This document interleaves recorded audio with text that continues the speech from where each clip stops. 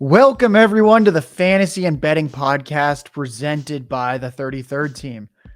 I have been your host in the past, Josh Larky, but today I will be playing analyst because later today my top 160 rankings for fantasy will be hitting the site, and we're going to talk about those today. So without further ado, I'm going to pass the torch over to my co-host, Ryan Reynolds, at Ryan Reynolds NFL on Twitter. Ryan, let's do this.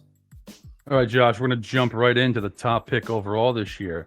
Consensus has Justin Jefferson at 1.01. That's perfectly reasonable. You have Jamar Chase ahead of Justin Jefferson. This is at least partially on me and Liam Murphy. Months ago, when best ball was starting to kick off, I was debating taking Chase a little bit first overall. I saw Liam do it in a draft. I started doing it more often. So he has the highest potential spike week value out of any player that's not a quarterback in the league, I'd say. So that was a driving factor behind my decision. So for you, why do you have Jamar Chase ahead of Justin Jefferson? I think it's good that we tackle this early on because a lot of people are like, why do you have a hot take in your rankings at the very start? I remember last year I had Christian McCaffrey number 1, Jonathan Taylor number 2. People did not like that. And I think it's always important to think critically with the first pick. So when you and Liam said, hey, I'm starting to lean Chase, I was like, I will dive into this. And here's what I found. Jamar Chase was better than Justin Jefferson when they both played at LSU in college. Justin Jefferson was taken later in the draft than Jamar Chase. Jamar Chase outproduced Justin Jefferson as a rookie in both receiving yards and fantasy points. Chase had more fantasy points per game last year, over 20, than Jefferson did in his second season, even though Chase dealt with a hip fracture mid-season.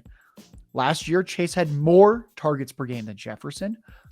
Chase is faster with big playability. The Bengals should be higher scoring than the Vikings. Chase mainly has T. Higgins as tough target competition. Jefferson has tight end TJ Hawkinson, who had basically the same target profile as Travis Kelce last year once Hawkinson went to the Vikings. And then there's round 1 rookie wide receiver Jordan Addison that is now on the Vikings. If you're drafting a lot of teams, you should take Justin Jefferson 101 to make sure you get some exposure to him at times. Cycle between Jefferson and Chase. But let's say that I'm in 2 leagues and I have pick 1 and pick 8. I would take Jamar Chase with pick 1 in that league. I love it, Josh. You can follow Josh at JLarky Tweets. I'll also tack this on it real quick. Justin Jefferson was the offensive player of the year last year. He's second in the betting markets. Jamar Chase is the favorite. Question number 2 for you, Josh. Christian McCaffrey is the other players drafters will consider taking first overall. Brock Purdy looks like the 49ers quarterback going in opening day. Looks like his elbow situation's fine. That's good for McCaffrey because Purdy's more of a pocket passer than Trey Lance. What's your outlook on McCaffrey for this season? So with San Francisco last year, he joined the team in week 7, and he averaged over 14 carries per game. That's pretty good. That's a nice rushing role in what's consistently one of the league's most efficient rushing offenses. But what's more important is we turn to the pass game. And from week 7 onward, when he joined the team, Brandon Ayuk led the team with a 23% target share. Deebo Samuel was next to him at 21%. George Kittle was at 19%. And rounding out the big 4, Christian McCaffrey was actually just behind Deebo and just ahead of Kittle with a 20% target share, which was the highest among all running backs in the NFL. So you're basically getting a borderline Ayuk, Deebo, Kittle in the receiving game for target volume. McCaffrey was efficient. He was targeted on 29% of his routes, by far the highest of all 49ers last year. His yards per route run was over 2. It was actually ahead of Deebo and Kittle last year. With Christian McCaffrey, you get a strong rushing role with the best receiving role in the entire NFL for running backs on a high-scoring offense. He should be everyone's fantasy RB1 for 2023. Follow Josh, JLarky Tweets on Twitter. He'll have his full rankings up later on the site. He'll have a cheat sheet out there for you all too. Now, Josh, few analysts get the conversation we're about to have here because we work at the same company as a first-round pick in fantasy drafts this year. You interviewed Amon-Ra St. Brown last year. I bet on him to win the Offensive Player of the Year this year because he could realistically lead the league in receptions. He's the number 1 wide receiver on his team by a larger margin than any other premium wide receiver, at least until Jameson Williams eventually returns. He plays for a contending Lions team in the NFC, so his team success is a factor there. And as we mentioned, I might not ever get a chance to bet on a coworker in an awards market again, so I'm going with the Sun God. Why are you targeting the Sun God, Amon-Ra St. Brown, in fantasy drafts this year, Josh? So he's played 20 games from week 13, 2021 onward, where his snap share was at least 50%. So I basically removed a couple games where he got injured very early because I just want to see when he's healthy, what should we expect? Because anytime you draft a player in round 1 of fantasy, we should probably expect them to stay healthy. If we're like, oh, I'm drafting this guy for his 9 healthy games, hey, I probably wouldn't take him first round if that's what you expect. So in those games, he averaged 20.5 fantasy points per game. That would have ranked third last year behind only Cooper Kupp and Justin Jefferson. This 20-game sample, he averaged over 10 targets per game, nearly 8 catches a game, 85 receiving yards a game. Without even factoring that he scores touchdowns, that's over 16 fantasy points a game. 16 fantasy points a game in PPR leagues is a low-end wide receiver 1 each season. Here's where it gets really interesting, though. The Lions did pass the 10th most in the NFL last year. However, they ran the ball 480 times. So their actual pass rate of 55% was at least 2 percentage points lower than every single team in the top 15 for pass attempts. There's actually some meat on the bone there for the Lions pass rate to go up without really changing all that much. And you can almost call this like positive regression almost. So I think with Amon-Ra, what we've already seen is first round caliber pick in fantasy football. And there's a chance that he actually gives us like the close to the Cooper Kupp season from 2 years ago, where he is the highest volume slot receiver in the league, decent after the catch, playing on a great offense.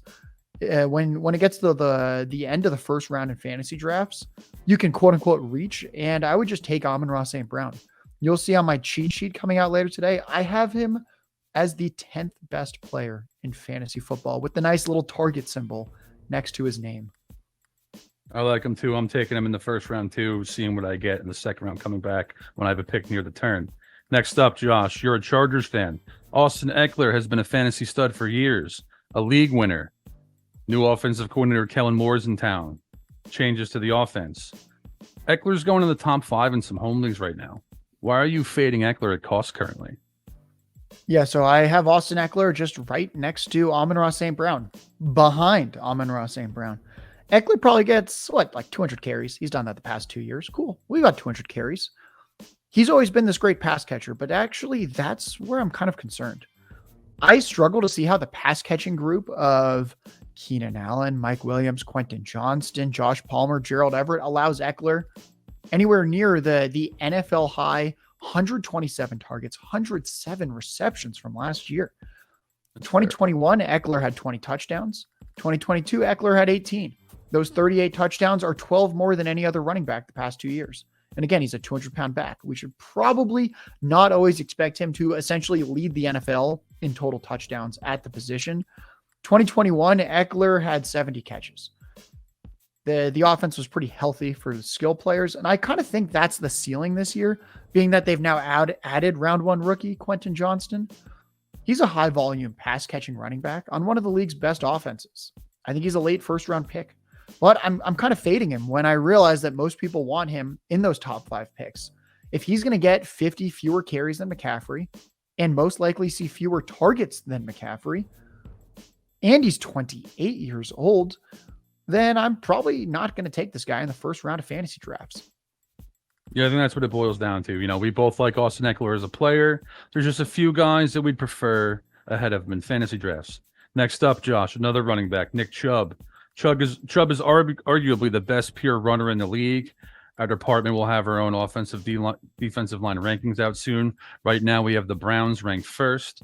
Bill Callahan has been a difference-making offensive line coach in the league for a long time. Cleveland has a rock-solid offensive tackle duo, one of the best guard duos in the league. You know, and for the first time in a while here, Josh, the running back room's a little thin behind Nick Chubb. Why are you targeting him in fantasy drafts?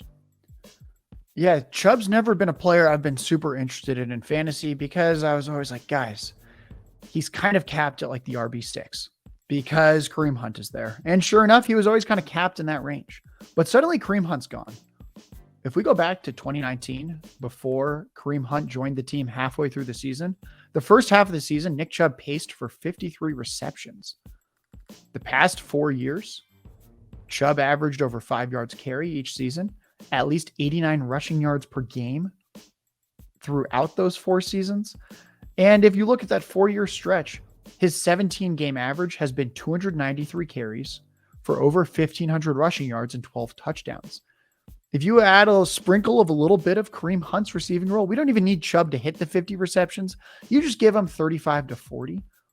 He can definitely be the overall RB1 in fantasy football, where he has 1,600 rushing yards, 40 catches for 350 yards, 15 total touchdowns.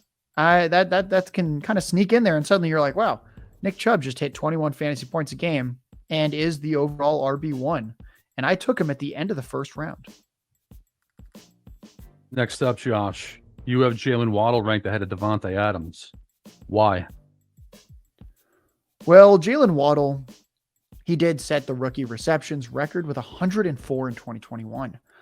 He was kind of used like Amon-Ra St. Brown. A ton of target volume, close to the line of scrimmage. The team brings in Tyreek Hill last year, and then they say to Waddle, why don't you try being a deep threat? You kind of did that in college. Let's see how that works for you. So he said, okay, he only catches 75 passes, not 104. But his yardage goes way up, and he has nearly 1,400 receiving yards. He catches 8 touchdowns. His floor is basically low-end wide receiver 1 in fantasy like last year. The ceiling is the overall wide receiver 1 if the 29-year-old Tyreek Hill ever misses games. Davante Adams will play with the worst quarterback of his life in Jimmy Garoppolo. Adams turns 31 towards the end of the season. This is an age, he's been in the league for about 10 years. His age and experience combination is often where players start to show decline. I don't expect Davante Adams to hit some cliff and you're like, whoa, he had 800 yards. But I see enough warning signs there to think that high-end wide receiver 1 just might not be in the cards for him anymore. He reportedly wants out of... go for it. No, go ahead. All right, we'll keep going. Well, there's more concerns because he reportedly wants out of Las Vegas. Going from Aaron Rodgers to Derek Carr was a steep downgrade last year. Adams' catch rate was above 72% in 2020 and 2021 with Rodgers. And then it dropped to 55% with Derek Carr last year. But fortunately, Derek Carr was force-feeding him a career-high 180 targets. I don't really see Las Vegas letting Garoppolo drop back that many times. Garoppolo has a long injury history, and that was with the 49ers. Las Vegas has a subpar offensive line. I'm actually more concerned. Garoppolo's at a heightened injury risk now. I think Adams at this point is getting squeezed by quarterback play. The overall team offense is pretty bad. The overall team situation's not great. And he's about to turn 31 years old. Yeah, we've been betting against the Raiders in a variety of ways this offseason. One of the reasons for that is they have a difficult schedule on top of everything, too. And, another thing I'll throw in is Davante Adams got to play with Aaron Rodgers for most of his career. Then he went to Vegas in part because he played college football with Derek Carr. And now Jimmy Garoppolo, at absolute best, is a sideways move from Derek Carr. But I think we both view that as maybe even a considerable downgrade, considering that Brock Purdy just lit the league up, coming off the bench as the last overall pick in the draft last year. Now, let's take a break from the player stances for a bit. Roster construction is very important in fantasy football. We talk about this a lot. Who you take in your first 3 rounds generally dictates how you're going to build your whole team. We've both done an unthinkable amount of drafts this year, Josh, in part to take all of our experience and research so we can hand off the most important stances and strategies to our audience. So, what's your preferred way to build your roster this offseason? This will upset some of the boomers out there, but my preferred way is 2 to 3 receivers through 3 rounds. Sometimes I'll have a running back like Christian McCaffrey or Saquon Barkley on my team with 2 wide receivers early. But what I've found is that if I have fewer than 2, if I have 0 or 1 receivers through 3 rounds, I feel like I'm playing catch up at the position and I just can't catch up. When my rankings and cheat sheet come out later today, you'll see the running backs, quarterbacks, and tight ends that I'm targeting after the first 3 rounds. There's a lot of great ways to fill out a team that looks strong everywhere. And that almost always begins with early receiver. If I have 1 or 2 running backs, especially like 2 running backs through the first 3 rounds, it gets very, very tough. So what I'd say is to the people out there that are like, Josh, I am required to take 2 running backs early to fill out RB1 and RB2 on my roster. I have to do it. My rule would be don't take more than 2 running backs in your first 5 rounds. I know that's going to be tough for some of you out there who like to start RB times 3, But if you take the leap of faith and you keep no more than 2 running backs on your roster through 5 rounds, I think you're going to find that not hoarding the position with the most injury concerns and then avoiding a wide receiver position that is so top heavy and each year becomes increasingly higher scoring compared to a lot of the running backs, I think you'll find you like your team better if you stop at 2 running backs through 5 rounds. Yeah, I'm with you on that, especially your point about taking 2 within the first 3 rounds. I know I tend to dislike my teams when I go running back heavy early this year. Now, Josh, let's talk some quarterbacks here for a second. Your top 3 quarterbacks are Jalen Hurts, Josh Allen, Patrick Mahomes. They're all consistently going within the first 30 picks in drafts right now. Why do you have them ranked the way that you do? So I kind of agree with the market. I think those should be the first 3. They have kind of the highest combination of the high ceiling and the high floor. Now, I have Jalen Hurts first. He had the most fantasy points through 3 quarters out of all quarterbacks. And you might be like, what? Sorry, say that again. Jalen Hurts had 21 fantasy points a game through the 3rd quarter last year. That paces him for 28 fantasy points a game, which would have tied Lamar Jackson's fantasy points record from 2019. Essentially, the Eagles had an easy schedule, and Jalen Hurts got to relax in the 4th quarter. The schedule is a little harder this year. I don't think he runs for 13 touchdowns like last year, but he could. And again, what we should see in the 4th quarter will probably balance that out in many ways. Elite offensive line in Philadelphia, great playmakers surrounding him with A.J. Brown, Devonta Smith, Dallas Goedert, DeAndre Swift, and Rashad Penny now in the backfield. Jalen Hurts is mobile, much more so actually than Josh Allen and Patrick Mahomes. As I mentioned before, Jalen Hurts threat at the goal line, 13 rushing touchdowns, 1 away from the quarterback record last year. Now, Josh Allen, I have number 2. He's been above 24 fantasy point game each past 3 years. No other quarterback can do that or has done that. He's a top 5 runner and a top 5 passer at the quarterback position. And I think he's the only one that kind of is top 5 in both categories. And then Patrick Mahomes has averaged more than 300 passing yards and more than 2 passing touchdowns per game throughout his career. Can you imagine just being spoon-fed 300 passing yards and 2 touchdowns as kind of like a floor most weeks? Well, that's Patrick Mahomes. He can finish quarterback 1 overall any year based on the yards and touchdown passes. And he's actually this sneaky rusher. He's over 300 rushing yards each of the past 3 seasons. Follow J Larky Tweets on Twitter. Another quarterback question, Josh, is an important one. Justin Herbert, Los Angeles Chargers quarterback, top 10 offensive line, top 10 skill group, live to lead the league in passing yards and or passing touchdowns. Joe Burrow, at least a borderline top 10 offensive line, probably the best wide receiver group in the league, also drawing live to lead the league in passing yards or touchdowns. Why do you have Justin Herbert ranked ahead of Joe Burrow, Josh? So the past 2 years, the Bengals have been 20th in 2021 and 7th in 2022 in pass attempts per game. The Chargers were not 20th and 7th. They were 3rd and 2nd the past 2 years. Justin Herbert played at the 4th fastest pace last year among all quarterbacks. New offensive coordinator Kellen Moore comes from Dallas. Dallas had the 4th and 1st best scoring offenses the past 2 years. And of the 3 quarterbacks that played at a faster pace than Justin Herbert last year, one of them was Dak Prescott. Again, Kellen Moore was his offensive coordinator last year. Keenan Allen and Mike Williams got injured last year. Superstar left tackle Rashawn Slater went down in week 3 with a season-ending injury. Justin Herbert had his rib cartilage injury early in the season that affected him all year. And then you look at the end of the season, the leading target earners in Los Angeles were running back Austin Ekeler and then 3rd receiver Josh Palmer. When that happens, you should expect the quarterback to struggle and to have a more conservative game plan, and that's what we saw. Justin Herbert's average throw depth was lower than every starting quarterback not named Matt Ryan or Daniel Jones. Meanwhile, Dak Prescott had the 8th highest throw depth. So if you are telling me that Justin Herbert should probably have a healthier receiving core, should play at a super fast pace, quite possibly leads the NFL in pass attempts, and is throwing the ball downfield, well, I like Justin Herbert over Joe Burrow then. Herbert's going to have a deeper group of receiving weapons than Joe Burrow. Joe Burrow has the calf strain, so Herbert's going to run more. Talking strictly fantasy points per game, because people always like that. Well, Herbert's rookie year and his year two, he averaged more fantasy points per game than Burrow's career high from last season.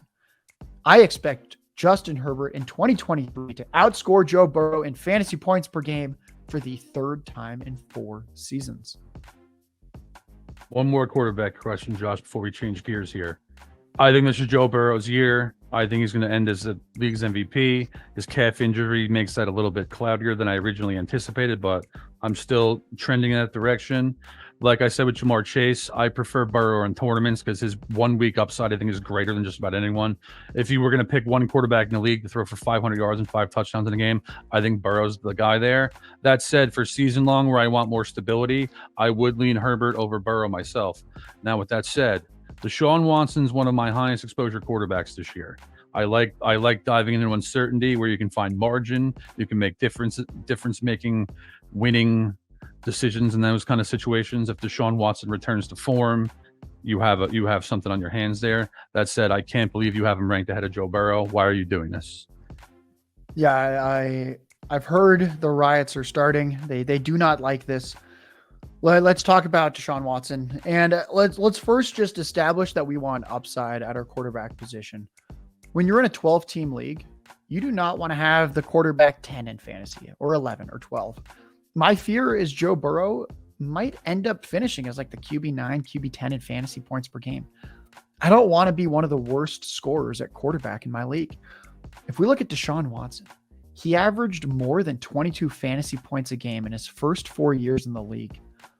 Joe Burrow has never reached 22 fantasy points per game in any season.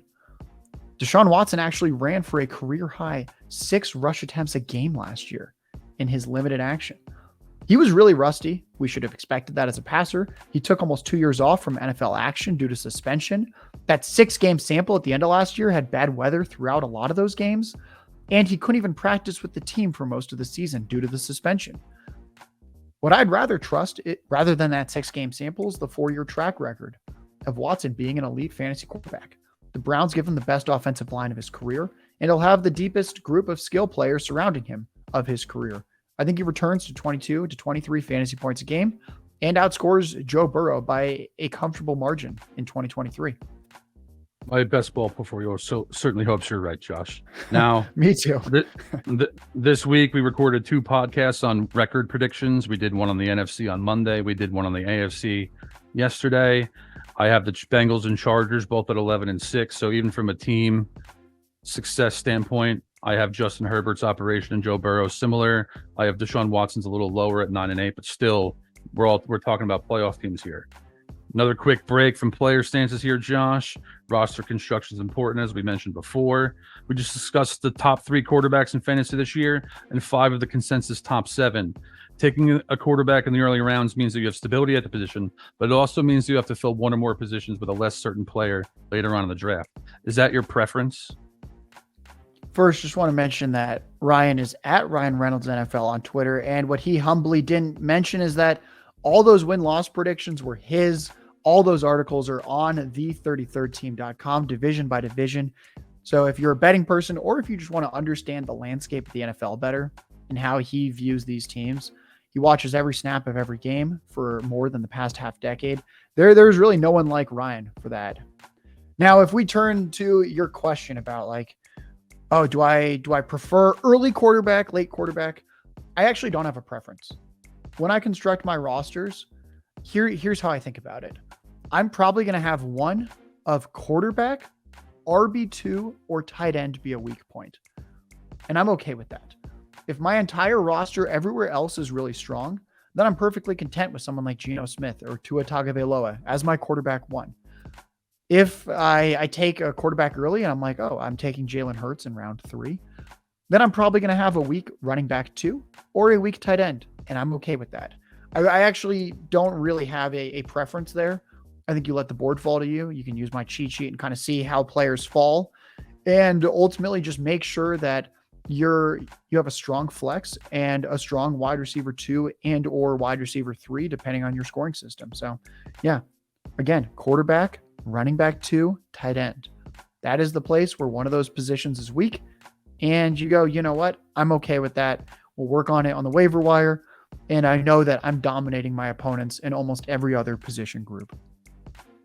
I have a confession to make, Josh. I've drafted over 500 best ball teams this year. Montgomery is my second highest exposure running back to this point. We'll have the Lions as our second ranked offensive line when that releases soon. I love David Montgomery. You love David Montgomery. Tell us why you're all in on him. I love fantasy football for many reasons. One of them is that it gives you a chance year after year to tout different players. I've never been a big David Montgomery fan until this season, when suddenly he goes 4 rounds later than he ever has before. Yeah. And the situation's awesome. So let's dive into Montgomery and this awesome situation. He's had at least 15 touches a game all 4 years in the NFL. At least 13 games played every season. He's pretty durable. Above 300 receiving yards each of the past 3 years. That number could be 400 when he's playing with the stationary Jared Goff at quarterback. The Lions have the elite offensive line that he never had in Chicago. It's a high-scoring offense. He's never seen anything like it with the offenses he played in Chicago. David Montgomery's got 25 pounds on rookie running back Jahmyr Gibbs. I'm going to think of Jahmyr Gibbs kind of like Alvin Kamara, and David Montgomery kind of like Mark Ingram from those Saints years. And you know what? Mark Ingram was often a fantasy RB1. Montgomery's probably in line for 12 to 15 carries and 2 to 4 targets per game. He should have double-digit touchdowns. I think of him as an every week fantasy RB2. And if something happens to Gibbs, we already saw David Montgomery be an absolute league winner with the Bears in 2022. The final 6 games of that season, he had over 20 fantasy points in all of them. He averaged more than 25 fantasy points a game during that span. Montgomery's floor is fantasy RB2. Anything happens to Gibbs, you now have yourself a top 5 fantasy running back position. I am finally in year 5 in on the guy that's guaranteed more than $10 million. Let's draft us some David Montgomery as a Detroit Lion in fantasy football. Follow J Larky tweets. You mentioned Alvin Kamara when you were talking about David Montgomery. One of the things I noticed in your rankings is you're pretty higher than consensus on him. We shouldn't really worry too much about the 3-game suspension, especially since it's early in the year. The money winning weeks later in the year, he'll be active as long as he doesn't get hurt. And the other thing here, Josh, and I haven't stopped talking about this for months, the Saints have the easiest schedule in the league. Alvin Kamara has smash spots all over the schedule.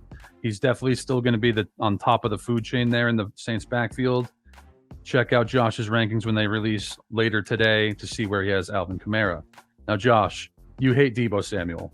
I thought you hated Alexander Madison the most, but after looking at your rankings, Deebo Samuel is clearly your least favorite player in the NFL. You have Hollywood Brown ranked 54th versus Deebo's 48th. I've always loved Hollywood as a player, loved him in Oklahoma. I mentioned this on a recent podcast. I was hoping the Packers would take him because I would love to see what Aaron Rodgers could do with a guy like this. Now, I have 2 questions for you related to him this year. Do you not fear the combination of Colt McCoy and Clayton Thune? Because I certainly do. And that said, with that in mind, Josh, why are you still so high on Hollywood Brown? It's a great question. The quarterback play should be atrocious early in the season. Now, the upside for Hollywood Brown is that he averaged nearly 11 targets, more than 7 catches, over 80 yards, and scored a touchdown every other week in those first 6 games of 2022. Then he gets injured. Then Hopkins returns from suspension. Well, if we just look at his 18.5 fantasy points a game he averaged in that stretch, that would have been the wide receiver 7 last year if he kept that pace up. Sure, that was with Kyler Murray. That was with no DeAndre Hopkins due to suspension.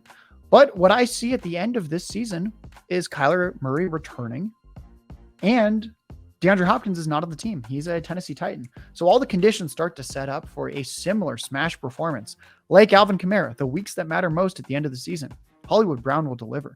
Arizona has a bad defense. They're going to throw a lot each week. Marquise Brown's the clear-cut wide receiver 1. He's probably going to have an outrageous target share with Colt McCoy or Clayton Thune. That's one thing we often see with the bad quarterbacks is they process the game slower. They lock onto their top option more often. The target share is often extremely high for the wide receiver 1 when the quarterback's bad. I actually think of Marquise Brown like last year's Michael Pittman early in the season. Michael Pittman had a 26% target share on this horribly inefficient Colts pass offense, but the Colts were trailing a lot and they did pass a lot. And Michael Pittman was a low-end wide receiver 2 in fantasy per game. That's not that exciting, but you can start him each week. And I think that's what you get with Marquise Brown. You just start him each week and you go, you know what? He's doing just enough to be my wide receiver 2 or wide receiver 3. And then he becomes a fantasy wide receiver 1 type with league winning potential when Kyler Murray returns midseason and through the fantasy playoffs. As I mentioned before, Josh, I'm big on leaning into on certain situations when there's a logical reason to do so. Those are the spots you can find difference makers. You love rookies. You wrote an article about how rookie wide receivers are a cheat code in fantasy football earlier this offseason. There's 3 of them in a row that you're targeting. Jackson Smith-Njigba, Jordan Addison, Quentin Johnston. Why do you want all those guys? Yeah, I would recommend everyone read that article to see just how backloaded rookie wide receiver fantasy production is, where you don't always start them earlier in the season, but when those weeks matter, again, when you're drafting a bench player, you want them to have a real case to just force themselves into the starting lineup. Rookie receivers each year just get better and better and better and better as the season goes on, as their roles grow. With Jackson Smith-Njigba, he's a slot receiver in last year's 9th best scoring offense. He's going to see some pretty soft coverage. You got DK Metcalf on one side, Tyler Lockett on the other side, out wide, commanding attention. And I think Jackson Smith-Njigba could very easily surpass the soon-to-be 31-year-old Tyler Lockett by midseason for second on the team in targets. And I like slot receivers and great offenses. With Jordan Addison, if we look at Adam Thielen last year, who's in his 30s, he's on the decline. He still saw almost 110 targets. And I think those all go to the younger, more dynamic Addison. He's never seeing the opponent's top cornerback, given that he plays with Justin Jefferson. Right. TJ Hawkinson actually, he's really good. He requires defensive attention. Addison's in a pretty good spot. It's a high pass volume offense. Kirk Cousins is a good quarterback. And defenses are going to be forced to key in and often double team Jefferson. And they're also going to be forced to key in on TJ Hawkinson. Quentin Johnston of the Los Angeles Chargers. He operates downfield. He makes defenders miss after the catch. That's a combination that scores fantasy points. He's going to play in the highest pass volume offense in the league with Justin Herbert's cannon of an arm. Keenan Allen and Mike Williams. They're both very good players. They also both have long injury histories. Allen's 31. Mike Williams is 29. They could get injured. I would actually expect one of them to get injured at some point this year. Quentin Johnston is a very good player with round 1 draft capital. He was taken just 1 pick after Jackson Smith-Njigba. I want all 3 of these receivers in fantasy football, and I'd say that as a general rule, try to get one of those 3 on most of your fantasy teams, because I'd be shocked, absolutely shocked, if at least one of those 3 does not pop by mid-season in fantasy football and give you top 24 numbers. Agreed there, pal. If you're not watching this show live on Twitter, all these podcast episodes can be found on the 3013 Podcast Network. We have a feed on both Apple and Spotify. Like, subscribe, give us 5 stars, help us keep this content free for you guys. Now, Josh, early on in the process, we were loading up on Skyy Moore. He's been getting steamed big time over the last several weeks. You're still a little bit higher than consensus on him. Is there something more to this than Patrick Mahomes is an alien and we want to get shares of this offense? I'll keep it quick. Last year, Juju Smith-Schuster in the slot had 78 catches and 933 receiving yards. Fantasy, a little bit of a disappointment, but hey, he only scored 3 touchdowns. I do not expect Chiefs starting receivers to always score 3 or fewer touchdowns. I think Skyy Moore is better. He had a higher target rate last year at a higher depth of target on average than Juju. So if he's commanding more targets per route further down the field, that shows some upside. I think 80 catches, 1,000 yards, 7 touchdowns is in the range of outcomes for what will be the Chiefs starting slot receiver in 2023. And for people that say, well, he sucked as a rookie, he was at Western Michigan. He played there for only 3 years, actually 2.5 because of the COVID season. It's rare for a guy to only play 2.5 years at a smaller school like that and then be a second-round draft pick in the NFL.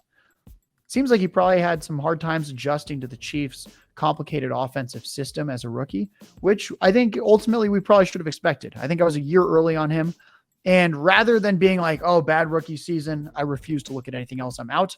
I simply say the situation's great. The player's still highly talented. He's in no way in the doghouse. He caught a touchdown for Pete's sake in the Super Bowl. I'm very in on Skyy Moore as one of the last viable receivers that you can see starting him every single week in fantasy football. One thing I'll add on here is I faded Skyy Moore outright last year. I have gone the other direction this year. One thing I noticed during the season is when Skyy Moore played, Patrick Mahomes is willing to target him in big situations, not just a touchdown, 3rd and 8, 3rd and 12, tight windows. Patrick Mahomes has some faith in Skyy Moore, so I'm a little bullish on him too. Now, Josh, as we already said, you hate Alexander Madison, you hate Deebo Samuel, you also hate James Cook. Why is that? Yeah, I gotta hate the guy, right? I mean, that's what people say. You're like, oh, do you hate him as a person? No, I don't actually hate him as a person. But let's talk about James Cook being allergic to scoring fantasy points. People hate that he's allergic to scoring fantasy points. They wish he was allergic to peanuts. Unfortunately, that was not in the cards. First off, Josh Allen at quarterback is bad for fantasy running backs. That's what everyone says, and I agree. Josh Allen's really mobile. He scrambles instead of checking the ball down to running backs. When he gets to the goal line, he vultures rushing touchdowns. Oof. Fantasy running backs usually score through targets and touchdowns. James Cook never topped 45 carries or 16 receptions in a season through his first 3 years of college. James Cook had to be a senior when he's older than all of his competition. And then he quote unquote broke out with 113 carries and 27 receptions. Even still, that receiving role at Georgia with his 27 receptions was the same per game as his backfield running back mate, Kenny McIntosh. If that name sounds familiar, yes, the Seattle Seahawks took Kenny McIntosh this year in round 7 of the draft. Kenny McIntosh was younger than James Cook at the time with pretty much the exact same receiving role per game. I am not convinced James Cook is this excellent receiver. And last year, his target share was under 6%. He never overtook Devin Singletary. Devin Singletary's not good. If Devin Singletary were good, the Bills would have brought him back. And you're like, well, Josh, the Texans swiped him. The Texans signed Devin Singletary to a 1-year deal for under $3 million. I am pretty sure if the Bills wanted Singletary back and they thought he was good, they would have offered him more than 1 year, $2.75 million. I'm expecting Damian Harris and Latavius Murray to handle the goal line carries for this Bills team.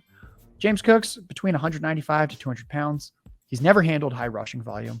He's never commanded a lot of targets either. And I don't know why people expect to start him every single week in fantasy football. Follow Josh at Larky Tweets on Twitter. Now, Josh, in the mid to late rounds, you should reserve some roster spots for certain needs and certain player archetypes. You write articles on player archetypes, actually, that everyone should check out on the site. Let's go through some of those situations. First up, it's round 8 and you don't have a tight end yet. Who do you have your sights set on? So at this stage, one of my favorite targets has become Pat Freiermuth, a guy I faded last year. I hated the idea of rookie quarterback Kenny Pickett, Deontay Johnson, and George Pickens in the offense. I didn't see how Freiermuth would deliver. And you know what? He didn't quite deliver because he only scored 2 touchdowns as expected. Bad offense. But I was wrong in terms of the target earning profile. As a rookie, he had 7 touchdowns and he didn't command targets. But last year, he only had 2 touchdowns, but he actually commanded a lot of targets. And I was like, oh, that's pretty impressive. He's now on my radar. I don't think he'll score 2 touchdowns again this next year. The Steelers' offense should be a lot better. You and I have both written quite extensively about how the offensive line will be better. Kenny Pickett's going to take a step forward in year 2. Najee Harris will be healthier. A lot going right for this team. And if we look last year at yards per route run, Pat Freiermuth was much higher than both Deontay Johnson and George Pickens. If you look at targets per route run, Deontay Johnson and Pat Freiermuth were the clear top 2, and then 50% lower was George Pickens. It's hard to find a tight end that late who's the clear number 2 on his offense for targets, is used in the red zone. He actually had more red zone targets last year than George Pickens, believe it or not. I think Pat Freiermuth is pretty in line to finish as like the tight end 5 or 6 in fantasy, giving you just enough fantasy points that he actually makes a difference for your team each week. Agreed on Fryermuth. I've always been a Fryermuth guy. This is actually one of my preferred ways to draft a team. I like waiting on tight end. In that scenario, Fryermuth's my top target too. Two other targets you have in this general range that I'm aligned with you on too. Tyler Higbee, especially in PPR leagues. I think he has a very strong floor. As long as Matthew Stafford's the Rams quarterback, he's capable of, slate breaking upside on occasion too. The other guy that I think is very interesting, and you have him as a target on your cheat sheet, Dalton Kincaid with Buffalo. I think this is going to work a little bit more like wide receivers do than tight ends, where you like taking wide receivers because they peak late when money making season in fantasy happens. I could see that being the case for Dalton Kincaid. I'm not crazy overweight on him in best ball, but in the season long league, I would love to be able to pair Higbee and Kincaid in a lot of scenarios. Now, another thing that all of us should be conserving at least one roster spot for is at least one premium handcuff, ideally more if you can fit them in there. I'd call it premium handcuff. Like, let's say David Montgomery doesn't count. He's going to have a significant role on his own, even if he's not, taking the first snap every week. Same thing for Dalvin Cook with the Jets. Dalvin Cook, even when Breece Hall is, up and operating at a fully functional capacity, you're still talking 35+% of the opportunities for Dalvin Cook. That said, a premium handcuff can have some standalone value, but they're the clear number 2 option in the running back room. Who's your favorite premium handcuff this year, Josh? Yeah, we define premium handcuff pretty similarly. The one thing I'll add to the definition is I think of them as they are one injury away from 15 or more fantasy points a game. Absolutely. And I think that's Zach Charbonnet of the Seattle Seahawks. Taken round 2 by Seattle, this recent draft, 220 pounds, so he handles high volume if needed. He's a solid pass catcher. It's a great offensive environment. The O-line is pretty solid. They had 2 rookies at offensive tackle last year who both performed admirably. This unit likely takes a step forward. And I'd actually argue that Zach Charbonnet, without Kenneth Walker, if he went down due to injury, I'd argue Zach Charbonnet has a higher ceiling than Kenneth Walker if Charbonnet went down due to injury, purely because Charbonnet is a better pass catcher. So even though I think we both agree that Kenneth Walker is probably the better running back, I think for fantasy football specifically, I can actually see Zach Charbonnet getting like 16, 17 carries a game with 3 to 5 targets a game if Walker went down. So in that way, he fits the bill for the most premium handcuff out there. And I'm targeting him once we hit the triple digits of fantasy drafts. All right, moving on here. We're past round 8. You have one running back or less on your roster. You have a pick in the 90 to 105 range. Who's the running back you're hoping is still there? So I've got 2 guys for you. That way you don't have to panic and feel like you only have one, or maybe you even just take both. Those Wonderful. names are Samaje Perine and Jamal Williams. Ooh. Both are going to be fantasy RB2s, maybe even better for September. Plug and play them in week 1. Perine especially. I think there's a real chance Samaje Perine's just fantasy relevant all season. Javonte, through his first 2 NFL seasons, averaged 12 carries a game and 19 receiving yards a game in both seasons. He was also a committee back at North Carolina with the now Jets' 3rd-string running back, Michael Carter. He was always the 1A. Could never quite overtake Michael Carter. Now Javonte Williams is coming off an ACL and LCL compound tear. And I expect, if anything, Javonte's workload's probably going to be a little lighter than what he's seen in past NFL seasons. There's a lot of room for Samaje Perine touches in that backfield. And with Jamal Williams, for at least the first 3 games, while Alvin Kamara is suspended, he should be the bell cow. Rookie running back Kendre Miller is exciting, but he strained his knee during training camp. He's coming along slowly. He apparently had issues with conditioning and maturity early in camp. And I just don't think it's going to be Miller's time those first 3 weeks. The Saints should win the division, as you mentioned, due to a competent enough roster plus schedule. Why would you turn those first 3 weeks over to the rookie? It's going to be the veteran Jamal Williams. So I think right there, those are 2 great options. If you go, oh, I really need some early running back production in round 8, 9, or 10. In that same general range in drafts, Josh, there's some pretty good mid to late round quarterback options. Which one's your favorite out of that group? We'll keep this short. I mentioned his name earlier. This quarterback was 10th in passing yards per game, 6th in passing touchdowns per game, 8th in rushing yards per game, and 8th in fantasy points per game. He's the consensus QB 15 in fantasy drafts. I have him a lot higher. And that player is Geno Smith. Fair enough. You're not worried at all that Geno Smith's going to regress a little bit after that Cinderella season he had last year? Oh, could he regress? Certainly. I wouldn't shock me if he regresses. I also don't think we should be drafting players assuming the worst case outcome, and I think there's a good chance he doesn't regress. And if you're like, well, I think they fizzled down the stretch. Well, good news. Round 1 rookie receiver Jackson Smith-Njigba is now on the team. Zach Charbonnet is now in the backfield. So if Kenneth Walker goes down with an injury, they have another reliable running back in there. Like we mentioned earlier, the offensive line probably takes a step forward. It's a young unit. There's actually things working in Geno's favor this year to kind of counteract potential regression after his career season at age 31. Great to hear, Josh, especially considering that we were betting on, we've been Seahawks Bulls since February when certain betting markets first opened. So that's good to hear, Josh. Now, here's another roster spot. We should all be taking a stash upside wide receiver, a breakthrough player. Generally, you want guys that are younger. Who's your favorite stash upside wide receiver this year, Josh? Like you said, like we did with the running backs late, I'm going to give you 2 options. Just, I don't want people to get anxious, feel pigeonholed, or if they hate one of the names, it's like, cool, here's another. Marvin Mims, Jaden Reed. Both have round 2 draft capital. Both were productive from an early age in college. Both should be able to command a decent amount of targets in the NFL. Marvin Mims is a small, speedy, and like surprisingly high volume field stretcher. He pairs well with Russell Wilson's deep ball and skill set. I think of Marvin Mims because people are like, what's the upside? He's a little small, but he's so fast, and he was weirdly good in college, even from freshman year onward. I think of him a little bit like Deshaun Jackson in terms of potential fantasy upside, where it's the small, speedy downfield receiver who actually commands a lot of targets. I think there's a chance he actually surpasses Courtland Sutton and then is the number 2 target earner behind Judy by midseason. With Jaden Reed, I think of him potentially like the next Deontay Johnson. He's now on the Packers. And with Jaden Reed, same size as Deontay Johnson, about 5'10", 180. Both were very productive in college. And more importantly, both were elite special teams contributors. They were unbelievable returning kicks. And that shows that they're tough to bring down after the catch. And I like that in a high volume receiver, if they're also good after the catch.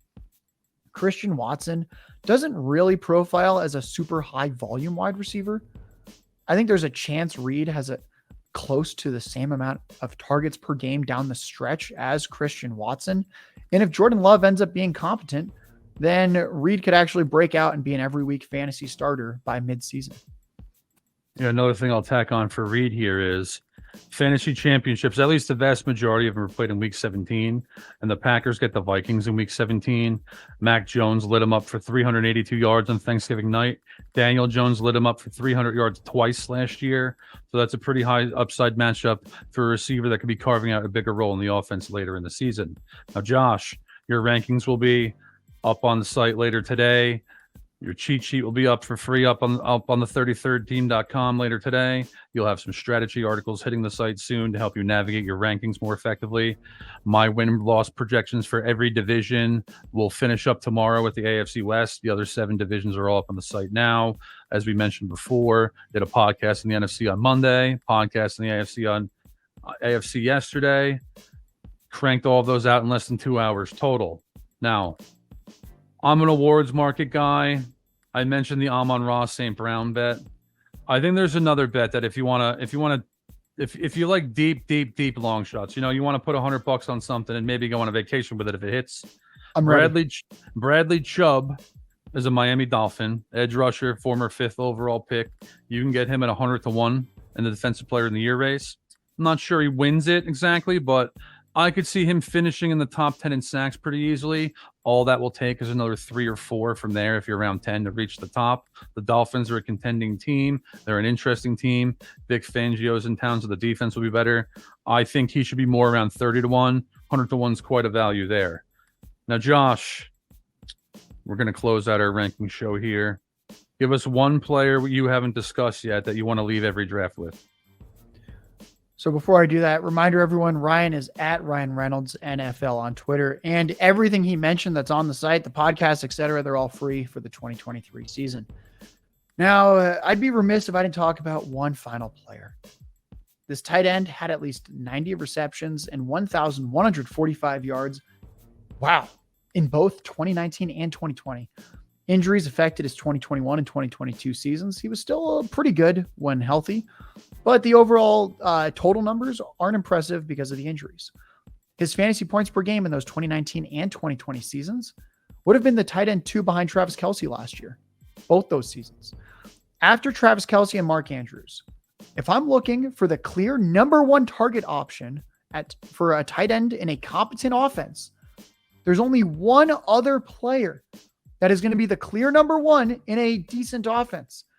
The offense he went to was above average in scoring last year. Again, above average scoring offense that now injects a very fun tight end. So they should probably score more points this year. This player often falls to round 7 or round 8. It's tragic. He probably should be a 5th round pick. I'm happy to rescue him in the 6th or 7th round of fantasy drafts due to his profile and situation. I'm talking about New York Giants tight end Darren Waller. Catch more of the conversation only on the 33rd Team Podcast Network, wherever you get your podcasts.